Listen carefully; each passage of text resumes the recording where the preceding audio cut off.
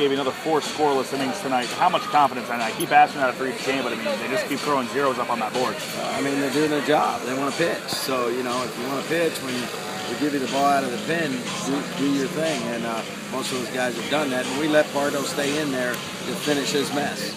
You guys had a couple of runners thrown out, 2 at the plate and then 1 at second base on some crazy plays, I guess, for lack of a better term. But is there something you correct with that, or is that just kind of fluky with, you know, they were perfect in the field and they have to be perfect in order for those to work? I mean, the first one, Ramsey, you know, they hit a bullet up the middle, and Teeth thought it was going to be a base hit. So he's got to freeze there first. But and the second one's a wild pitch, and you know, most of the times we score on that. But you know, as long as they stay aggressive, I can accept that. But we got to be smart.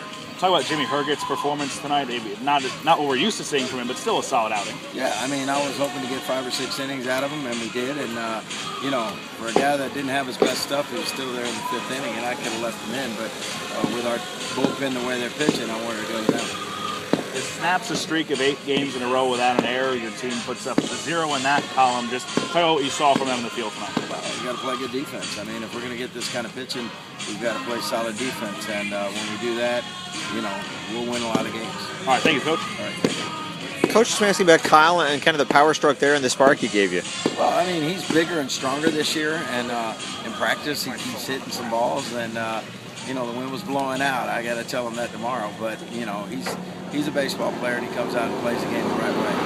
Just talk about the 6th inning and just some of the 2-out hits you got to kind of put the game out of reach. Well, I mean, if we're going to make a run here, you know, 2-out base hits are big, and especially with guys in scoring position. So we had great at-bats. We did some good things, and you know, it was good to finish the job. Last time you guys swept UCF in a season series was 1991.